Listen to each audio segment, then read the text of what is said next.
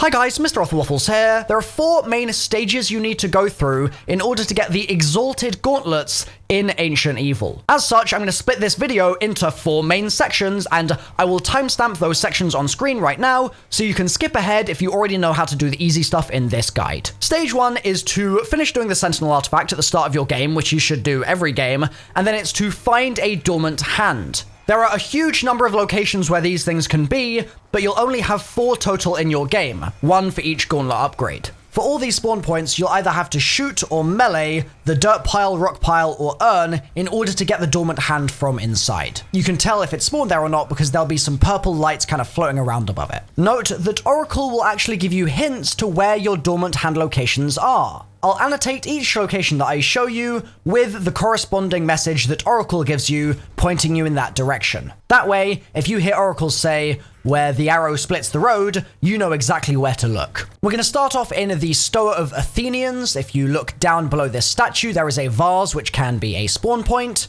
Then below this statue, there's another vase that can be a spawn point as well in your game.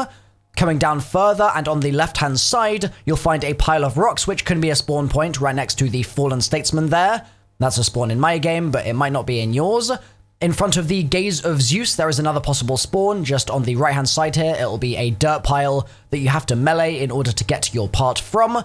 This bull here can have one behind it around this podium that it is on. Then behind me, we've got the one that I mentioned before, the arrow splitting the road. That's going to be just here, a pile of rocks for you to melee. Then coming up the slope, you'll see some purple blossom. On the right-hand side on this slope, there is another possible spawn point. Then if we come further up here, inside one of the prima materia kind of crystals, you can find another possible spawn. There'll be a little shard that you can break with a melee, and that will contain another dormant hand. Then, if you come along here and take a left, you'll find another possible vase for you to break just on this green box. That's going to be all the spawns that I know in the kind of top level part of the map, but we've got Hades or the Underground or the Underworld or whatever you want to call it to explore as well. We're going to kick things off right where we spawn in. There's a possible spawn right here. As you can see, I have that one in my game. Just melee it to get it out of the pile of rocks. There's another possible spawn just here in the kind of water and around the water. Then if we head down the slope here and kind of arc left, you'll find 2 spawns in this room. One is going to be right next to the water wheel, and that's a spawn that I have in my game, as you can see. And another spawn is going to be on the right-hand side of the room on this workbench. That's going to be an urn for you to break, by the way. Then if we head further down, you'll find another spawn next to this Koshka wall. This will be where one of the cages is in your game. It's not here for me because I'm recording in mutations. Then if we arc to the right-hand side this time, you'll find another spawn in an urn, once again, that you can break open. Then we're going to head to the top of the center of the world. That's going to be to the left or the right of the teleporter there, so just look for a spawn on the floor. Then if we head down to the left of the Shrine of Ouroboros, we should be able to find another spawn point as a pile of dirt. Then if we head towards the trap, you should be able to find another one of those prima materia crystal spawns, so you can break that open and get your part from it.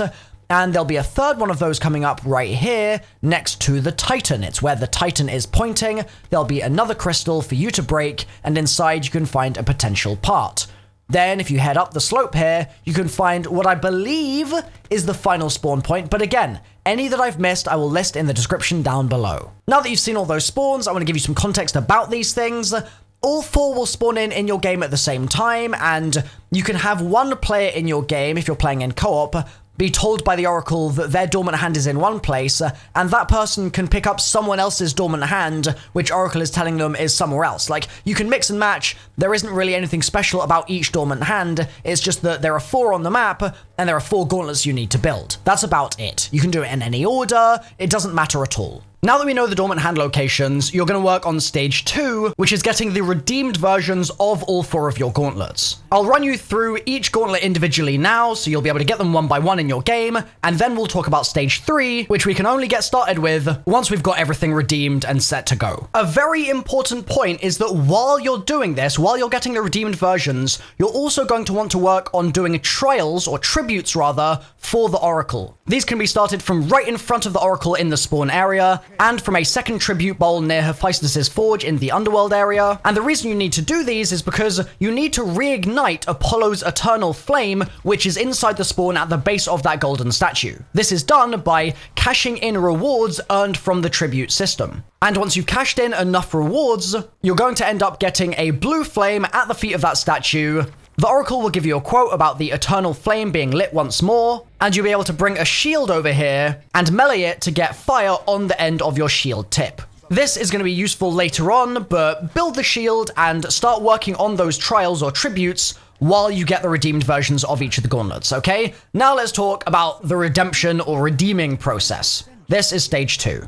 In this video, I'm going to start off with Gaia. Gaia's upgrade is going to be at the bottom of this slope here, and what you're going to want to do is bring your dormant hand to the shrine, hold square, and begin the mini lockdown. It will lock you in place, just like it does with all the gauntlets, and then after about 15 seconds, you will be freed, and you'll be able to use the Gauntlet of Gaia. You need to bring this gauntlet to 3 bushes around the map, which contain jangling crystals of prima materia. As you can see, one of the bushes is up this slope just here. What I'm going to do when I get there is shoot the crystals, there are going to be 3 of them, with the gauntlet, and each time I shoot one, it's going to explode, and once they've all been shot, a sapling will emerge from the bush below me, and I'll be able to pick it up and run it back down to the Shrine of Gaia. You can't sprint while you're doing this, you can't jump, it's a little bit awkward. The player model, I think, looks pretty hilarious, but you just need to walk the sapling back to the shrine and then hold square on it. You'll then need to repeat this process for the other 2 bushes. One of the bushes can be found just here, same thing happening again, shooting the 3 crystals,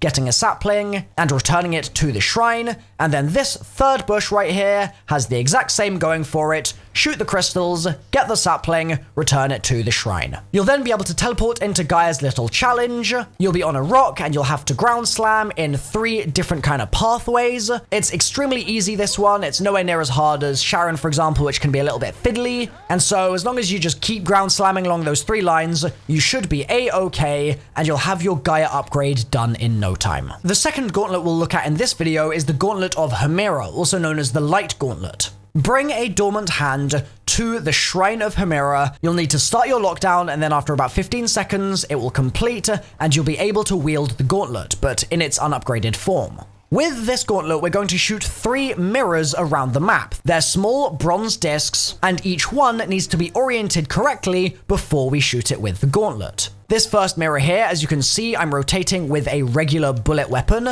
and then I'm firing my gauntlet into it, and it's reflecting off this crystal and into a cup. If I run over to the cup and I melee it with my gauntlet, I will absorb the charge that was in the cup, and the process then is simple. You just have to run that charge back to the Shrine of Hemera. This is going to happen with both the other mirrors as well. Here's another mirror. We're going to be shooting it with a bullet gun to rotate it so that it's got the correct alignment, and then we're going to be firing at it with our gauntlet and bouncing some energy into another cup. Then we'll be meleeing the cup, running all the way through to the Shrine of Hemera, and then dropping off that charge by giving it another melee on another one of the cups that are sort of depositories there. Third and finally, we have another mirror that we're going to rotate with a bullet gun. We're going to shoot at with our gauntlet. We're going to melee the charge that's stored in the cup, and then we're going to run over to the shrine, and we're going to place it down and finish this part of the process. You'll see 3 lights converge on each other, and a portal will open up, allowing you to travel through to the challenge of Hemera. This one's pretty easy. You'll be standing on a big brass mirror, which is very fitting, and this charged effect is pretty damn cool. You'll just be beaming down on absolutely everything, just holding that thing down, and it really is fun to use. Like, I really like this one personally. Then, once about 30 seconds to a minute have passed, you'll be all done, you'll return, and you'll have your upgraded Gauntlet of Hemera. The next 2 gauntlets are both found in the underworld area, so we're going to take the fast travel, or Pegasus, over to that area. Obviously, you might find some dormant hands in that area as well, and you're going to need a dormant hand for each of these gauntlets. The first gauntlet we'll look at is the Gauntlet of Ouroboros, or the Wind Gauntlet. This one's in the center of the world, right in front of the Omphalos. You're going to need to go up to it with your dormant hand and hold square to initiate the little lockdown sequence. After about 15 seconds, that will complete. Then we're going to use the Gauntlet of Ouroboros to push zombie corpses into 3 arrows, which are in various areas of the underworld that we're currently moving around in. This sounds a little weird, so I'll take a little time to explain it. There's an arrow here, for example, that you can see sticking into the massive woman behind Pack-a-Punch, and we're going to use the gauntlet to push a regular zombie up into the air, and its ragdolled body will then hit the arrow. The arrow will vibrate, and a feather will come out, and this feather needs to be shot twice with the gauntlet. One of the feathers actually only needs to be shot once, but it doesn't hurt to shoot twice. Twice is safe. What we're doing by shooting that blue feather with the gauntlet is we're ushering it towards the Shrine of Ouroboros. Once you've shot it twice, you're absolutely going to be A-okay, and you can move on to the next arrow. Here is another arrow, speaking of which we're going to shoot another zombie at, and if you hit the arrow with a zombie, another feather will fly out, and you'll need to again shoot at it twice with your gauntlet in order to push that feather in the direction you need it towards the Shrine of Ouroboros. Finally, here is a third arrow, and we're going to be doing the same thing, pushing a zombie into it using our gauntlet, and that vibration causing a feather to come out, which we can usher to the Shrine of Ouroboros by shooting it twice with the gauntlet. With that done, you can simply go back to the shrine, hold square on the portal that's just appeared, and you'll be able to complete the challenge of Ouroboros. This is really easy because you basically have a permanent thunder gun for about 30 seconds. It's great, and this is a really fun ability to use.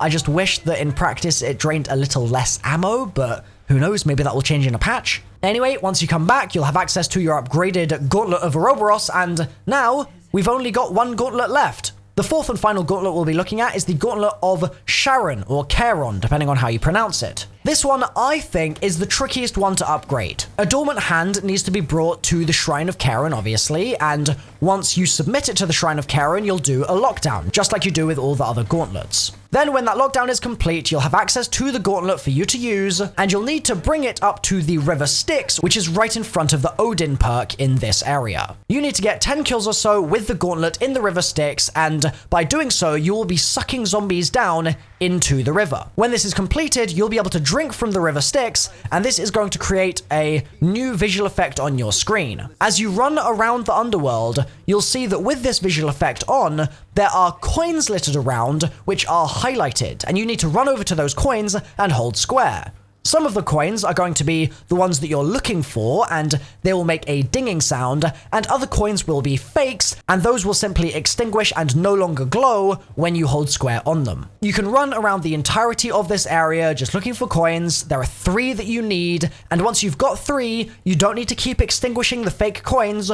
All you need to do is bring those 3 coins all the way back to the shrine itself, and that will open the portal for you. I'm going to take a second here just to show you a couple of extra coin locations because there are quite a few of these things, but they're highlighted so clearly that I reckon you should be absolutely fine finding these yourself. And so with that done, and with the coins submitted to the Shrine of Charon, we're going to be teleporting into the little challenge. This is, I think, the hardest challenge of them all, simply because you're in quite a restricted area, and the time that it takes for the charged shot of this gauntlet to actually take zombies out can be a little unnerving when you're in such a tight space. So you're going to have to be on your toes for this one. Make sure you're spamming that charged shot. And also, don't be afraid to use the single shot if you need to, because remember, you've got unlimited ammo. You're not meant to die during this thing. It's meant to be a little trial of the gauntlet for you to see if you like it. Once 30 seconds to a minute have passed, you've killed a load of zombies, you'll pop right out and you'll have access to your 4th redeemed gauntlet. And at this point, you have all 4 redeemed gauntlets. So you hopefully as well have been taking my advice and turning in those tribute challenges to get your eternal flame lit. That's what we're going to be using right now to move this Easter egg forward. So as I said before, build yourself that shield and then bring it over here to the eternal flame and melee it to get fire on the end of your spear. If you need a shield guide or anything like that, by the way, link in the description down below. Once fire's on your spear tip, you're going to want to throw your spear over this gold pot on top of this column, and you need to make sure that the spear is close enough to the pot that it will ignite the gas above it, but if you just hit the base of the pot, it's not going to work. It also has to be a burning spear that actually activates this, so make sure that you don't change your weapon or something and lose that burning effect on your spear tip. When you've lit that cauldron on top of the pillar, you're going to need to do the same activity 4 times at each of the different shrines for the gauntlets. Each shrine has an elemental catalyst zombie type associated with it. Hemira, the light gauntlet, has the shock catalyst. Gaia, the green earth gauntlet, has the fire catalyst. Sharon or Charon, the death gauntlet, has the poison type catalyst. And Ouroboros, who I've been calling the wrong name for this whole video, but I've dug myself the hole now, I might as well stay in it. That blue wind gauntlet has the water catalyst type. With all 4 shrines, you're going to need to bring the relevant catalyst zombie type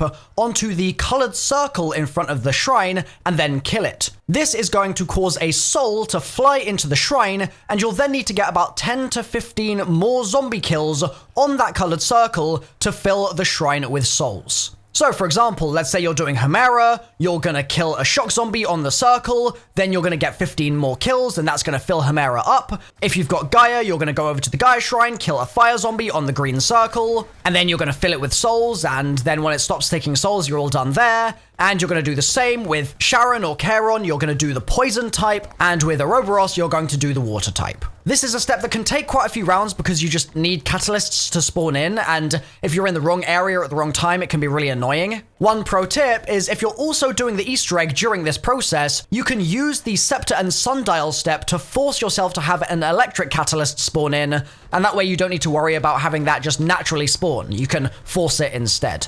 You can also track your progress with this at the Pack-a-Punch. If you look at the top of the pack, you'll be able to see a colored lit up symbol for each of the shrines that you've already filled with souls. And when you've filled all 4 of them with souls, you'll have 4 colored symbols at the top, and you'll then be moving on to the next stage. So that was a pretty easy one to explain, it just takes a while to do in-game. Stage 4 requires you to complete a challenge for each god at the Pack-a-Punch machine. It's going to teleport you to the areas that you previously did challenges in order to redeem the gauntlets.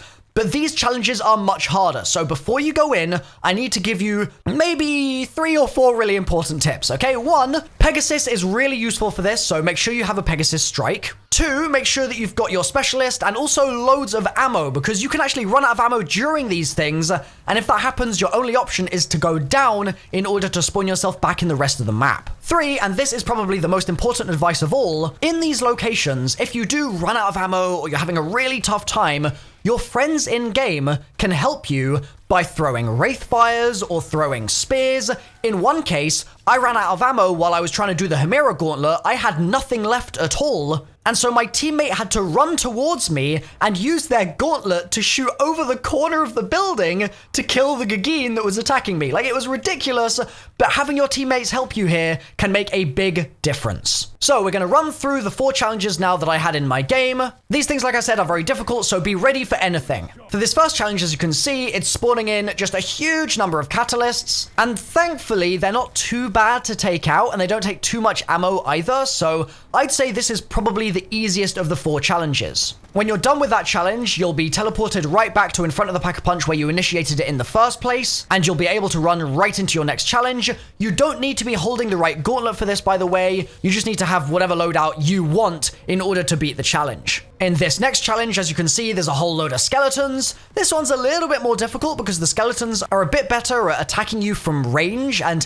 I feel like they're a little bit faster than all the catalysts as well, so worth being on your guard here for sure. Make sure you're using specialists, etc. And when that's done, you'll teleport back to the PAP. Then this next challenge is the one that I ran out of ammo on that I mentioned before. This one's a little tricky because these giants do really sponge damage. But like I said, your friends can help you out, and if you go in with full ammo, you should be okay. Bear in mind your Pegasus also recharges, which can be a saving grace too. Finally, my last challenge here was this one, and this one is pretty mean. Yeah, it's horrible. There are going to be multiple Blightfathers spawning in, and you've got to deal with them. In my first attempt at this, I tried doing my slam on my hammer, and it just really didn't work. Like, I was having absolutely no luck, having a really bad time, and so the second time I went in, I made sure that my teammates were helping me from above, and I was wailing away with the hammer and dropping Pegasus and doing everything I could to take those things down and keep myself safe. I mean, hell, You can pull out your shield as well if you need to, in order to ensure that you're blocking some of their spit. With all 3 Blightfathers killed for me in my game, it might be a varying number for you depending on how many players are in your game, your challenge will be complete, and for me, that was all 4 challenges. So assuming you've done all 4 of yours as well, and you haven't died and had to go back in, you should now be able to bring each of your gauntlets to the Pack-a-Punch machine and hold square to pap them into their exalted forms. I'll have a little bit of gameplay on screen now of myself and my teammates showing off what these things do. Basically, if you've got Gaia, it's going to extend the range of your ground slam. If you've got Ouroboros, it's gonna mean that you can wind wall or wind push from further away. If you've got Charon or Sharon, it's gonna mean that that blood splatter is there for a lot longer. Like, it basically just takes the ability that the Gauntlet already had and makes its unique feature better. Also, it has a bit more ammo, and I think the melee is probably more powerful as well. This is the end of the guide. That's all 4 of the Gauntlets in their exalted forms. You'll get the trophy for Old Gods here as well. Thank you so much for watching. I've tried to pack in as much detail into this as I could. If you've enjoyed the video and found the style useful and informative, then please drop a like and consider subscribing as well. I'll see you guys very soon in more Ancient Evil videos. Bye for now.